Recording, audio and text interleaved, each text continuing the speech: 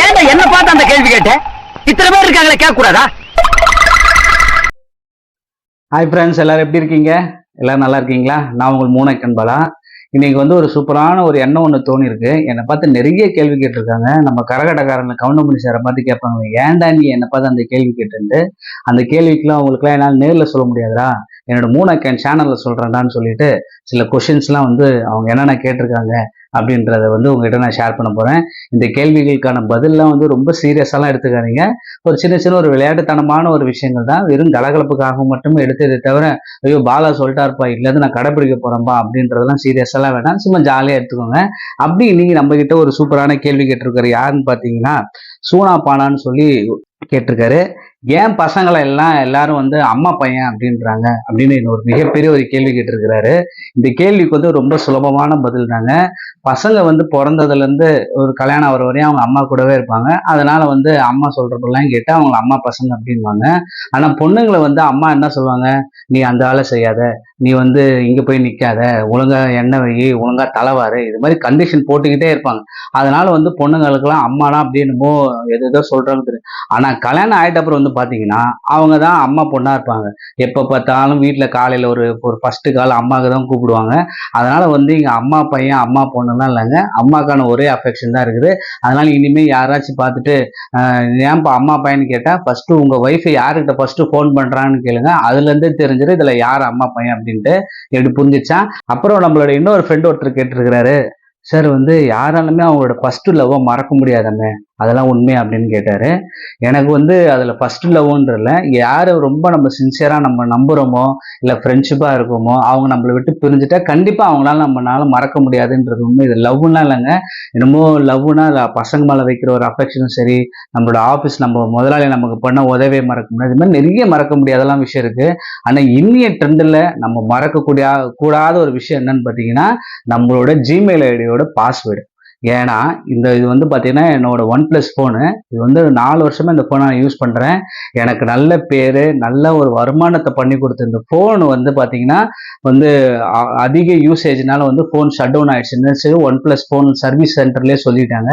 அதனால போயிட்டு நான் புது ஃபோனை வந்து நான் அதே மாதிரி OnePlus விட்டு கொடுக்காம போயிட்டு OnePlus ஃபோன் வாங்கிட்டேன். பட் நான் டைப் பண்ணி ஃபுல்லாக எல்லாமே அட்டாச் பண்ணிட்ட அப்புறம் பார்த்தீங்கன்னா ஜிமெயில் ஐடியோட பாஸ்வேர்டு எனக்கு ஞாபகம் வரல.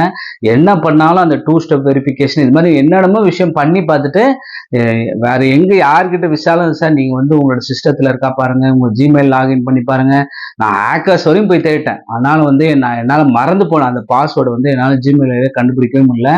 அட் லாஸ்ட் என்னோட லேப்டாப்ல நான் வந்து என்னோட யூடியூப் ஸ்டுடியோக்கான அந்த யூடியூப் வந்து ஓபன் பண்ணி வச்சிருந்தேன்.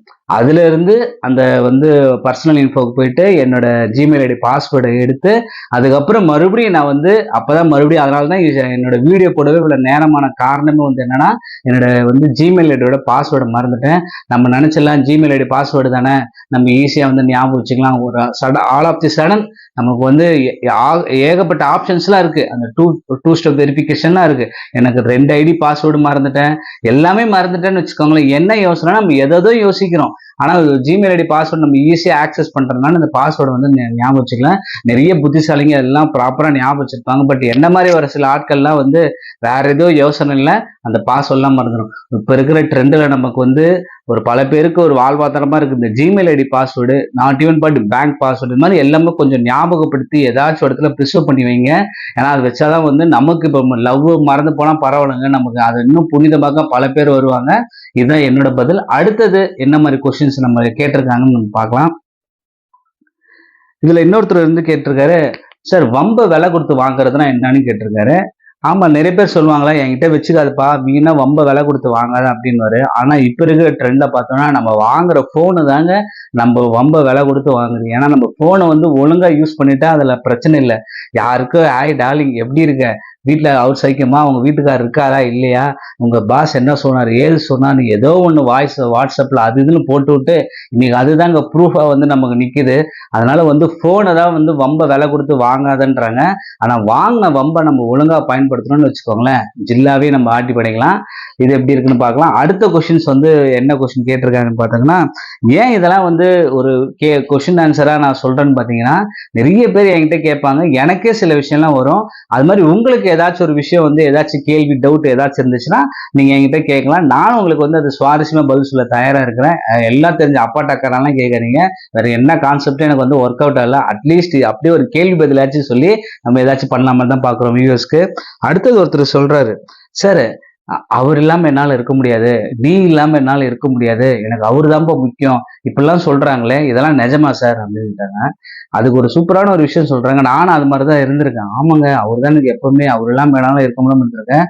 ஒரு வாட்டி என்ன ஆயிடுச்சுன்னா, நைட்டு வந்து கரண்ட் போயிடுச்சுங்க. ஃபேன் சுத்தல, ஏசி வேலை செய்யல, நம்மளால தூங்கவே முடியல. அப்பதான் தெரியுது நமக்கு ஃபேன் சுத்தலன்னா எங்கேயுமே இருக்க முடியாதுன்னு மட்டுமே தெரியுது. அதனாலதான் அப்பப்போ அவன் வெளியில காத்து வாங்கிட்டு வரான். நம்ம உடம்புல காத்தோ, நம்மளை சுத்தி காத்து இல்லைனா தாங்க நம்மளால இருக்கவே முடியாது. மற்றபடி யார் இல்லைனாலும் நம்மளால வாழ முடியும். அதனால வந்து நம்ம மெயினா தெரிஞ்சுக்க வேண்டியது என்னன்னா, நம்ம உடம்புல போற அந்த காத்து, அந்த தூய காத்தை நல்லா சுவாசிக்கணும், காத்தோட்டமா இருக்கணும். அப்படி இல்லை, அது இல்லைனா தாங்க நம்மளால வாழ முடியாது. மற்றபடி யார் இல்லைனாலும் நம்மளால வாழ முடியும். இது வந்து வாழ முடியும்னா என்ன, அதுக்கும் ரொம்ப சென்சிட்டிவாலாம் எடுத்துக்காதீங்க. சும்மா ஒரு ஜாலியாக தான் இதை சொன்னேன். அதுக்கப்புறம் நம்ம ஃப்ரெண்டு ஒருத்தர் சொன்னாரு, இது மாதிரி வந்து பாத்தீங்கன்னா நிறைய பேர் வந்து பாத்தீங்கன்னா நல்லா குடிக்கிறாங்க, நல்லா சிகரெட் குடிக்கிறாங்க, என்னென்னமோ கெட்ட விஷயம் பழக்கம்லாம் பண்றாங்க. ஆனா அவங்கெல்லாம் தெம்பா இருக்கிற மாதிரி தான் இருக்கிறாங்க. ஆனா வந்து ஒழுங்கா சாப்பிட்றோம், நல்லா நடந்துக்கிறோம், எந்த கெட்ட பழக்கம் இல்லை. ஆனா அவங்க தான் சார் சீக்கிரமா ஏதோ உடம்பு சரியில்லாம போயிடுறாங்க. அதை பத்தி உங்களோட கருத்து என்ன சார் அப்படின்னு கேட்டாரு. இந்த கருத்து எனக்கு வந்து ரீசெண்டா நானும் அதை ஃபீல் பண்ணேன். நமக்கு அப்படியேப்பட்ட ஒன்று பெரிய விஷயம்லாம் நம்ம வந்து பழக்கப்படுத்தலையே. அப்படி இருந்து ஏன் நம்ம உடம்பு சோர்வாகுது, உடம்பு வலிக்குது, நெஞ்சு வலிக்குது, கை கால்லாம் டைட் ஆகுது, இதெல்லாம் என்ன காரணம் அப்படின்னு வந்து நான் யோசிச்சு, சரி ஒருவேளை செக்கப்லாம் போகலாமான்னு பார்த்தா, ஆனா கண்டிப்பா அது மாதிரி உடம்பு சரியில்லைன்னா கண்டிப்பா நம்ம செக்கப் போய் தான் ஆகணும். நம்மளோட ஃப்ரெண்டு ஒரு அண்ணன் இருக்காரு, பாரதி ராஜா அண்ணன். அவர்கிட்ட போய் கேட்டாங்கன்னா, இது மாதிரி வந்து எல்லாரும் என்னென்னமோ பண்றாங்க, அவங்களாம் தெம்பா இருக்கிறாங்களே, நம்மலாம் வந்து ஃபுட் ஐட்டம்லாம் நம்ம அனாவசியமா எதுவும் சாப்பிட்றது இல்லைன்னா ஏன்னா இப்படி ஆகுது அப்படின்னு என் ஃப்ரெண்டுக்கு இருந்து அவர் ரொம்ப சிம்பிளா சொல்லிட்டாருங்க. சிகரெட் பிடிக்கிறத விட குடிக்கிறத விட மோசமான பழக்கம் வந்து என்னன்னா, நம்ம சாப்பிடும் போதே தண்ணி குடிக்கிறது தான். அந்த நம்ம சாப்பிட்டுட்டே இருக்கும்போது, நம்ம சாப்பாடுலாம் சாப்பிடும்போது தண்ணி அப்பப்போ குடிக்கிறோம் பாருங்க, அந்த தண்ணி தான் நமக்கு விஷமாகி உள்ள ஃபுல்லா கேஸ் ஃபார்ம் ஆகி நம்ம பித்தத்தை அதிகமாகிட்டு உடம்புல அங்கங்க அது வந்து அடைச்சிக்கிட்டு நம்மளால வந்து பிளெக்சிபிளா இருக்க முடியலன்னு சொல்றாரு. அதனால ஒரு விஷயம் என்ன சொன்னாருன்னா, நீங்க சாப்பிட்றதுக்கு முன்னாடி ஒரு அரை மணி நேரத்துக்கு முன்னாடி ஒரு வார்ம் வாட்டரும், சாப்பிட்டு ஒரு 1/2 hour கழிச்சுட்டு இன்னும் கொஞ்சம் வார்ம் வாட்டர், நீங்க அப்புறம் உங்களுக்கு தேவையான தண்ணி நீங்க குடிச்சுக்கலாம் அப்படின்றாரு. அதனால சாப்பிடும்போது தண்ணி குடிக்க கூடாது, ஒழுங்கா மென்னு சாப்பிடுங்க அப்படின்றாரு. இது வந்து என்னன்னா, நம்ம வந்து சாப்பிட்றவங்க வந்து ஃபுட்டீஸ் எல்லாம் பாத்தீங்கன்னா உடம்பு நல்லா இருக்கிற மாதிரி இருக்கும். இப்ப யூடியூப்லாம் பாத்தீங்கன்னா நமக்கே அலர்ட் பண்ணுவான். 60 வயசுல தான் சொல்லுவான், அப்பா 60 வயசு ஆச்சுப்பா கவனமா இருப்பான்வான். இப்பெல்லாம் யூடியூப் எடுத்தீங்கன்னா 40 வயசு ஆச்சா நீங்க கவனிக்கணும் அப்படின்றான். ஆனா அதுக்கேற்ற மாதிரி தான் நடக்குது. நமக்கு வந்து எப்படி சாப்பிடணும்னு வந்து நம்ம சரியா கவனிக்கல. ஜாலியா ஃப்ரெண்ட்லியா பேசிட்டு போகும்போது உடம்பு ஏதாச்சும் ஒரு அலாரம் தட்டும் போதுதான், நமக்கு அதுக்கான ரெமெடி தேடும் போது தான் இது மாதிரி பிரச்சனை எல்லாம் வருது. அதனால வந்து இங்க எதுவுமே கெட்ட பழக்கம் இல்லைங்க. எதுவுமே நம்ம ஒழுங்கா பண்ணலனா தான் அது வந்து கெட்ட பழக்கம். அது நம்ம சாப்பிட்ற சாப்பாடாகட்டும், ஒரு செய்கிற எந்த விதமான செயலா இருந்தாலும், அவங்கலாம் பாருங்களேன், ஏதோ வாக்கிங் போவாங்க, எக்ஸசைஸ் பண்ணுவாங்க, ஜாலியா இருப்பாங்க. பட் ஆனா ஒரு ஹாஸ்பிட்டல்லாம் ஒழுங்கா பார்த்துப்பாங்க. நம்ம கையில காசு இல்லாம என்ன பண்ணுவோம், நம்ம கொஞ்சமாச்சும் ஒரு அலர்ட்டா இருக்கணும் அப்படின்றதுதான் வந்து ஒரு விஷயமா என்கிட்ட வந்து சொன்னாரு. உண்மையிலே அது ரொம்ப பிடிச்சு போன விஷயமா தான் இருந்தது. இதுவும் வந்து நீங்க சும்மா செக் பண்ணி பாருங்க. நான் சொல்ற ஆன்சர்ஸ்ல ஏதாச்சும் உங்களுக்கு ஏதாச்சும் வந்து இதெல்லாம் கிடையாது அப்படின்னா ரொம்ப சீரியஸ்லாம் எடுத்துக்காதீங்க. இது வந்து ஒரு ஃப்ரெண்ட்லியா தான் உங்ககிட்ட ஷேர் பண்ணணும்னு நினைச்சேன். உங்களுக்கு இது மாதிரி ஏதாச்சும் ஒரு விஷயங்கள், கேள்வி ஏதாவது அப்பா டக்கரான கேள்விகள் ஏதாச்சும் இருந்துச்சுன்னா கமெண்ட்ஸ்ல ஷேர் பண்ணுங்க. மீண்டும் ஒரு நல்ல வீடியோ உங்களை சந்திக்கிறேன். நான் உங்கள் மூனாய்க்கன் பாலா. என்னை பார்த்து நீங்க என்ன வேணாலும் கேள்வி கேட்கலாம், ஆனா நாக்கு கூசாம கேள்வி கேளுங்க. மீண்டும் ஒரு நல்ல வீடியோ உங்களை சந்திக்கிறேன். நான் உங்கள் மூனாய்க்கன் பாலா.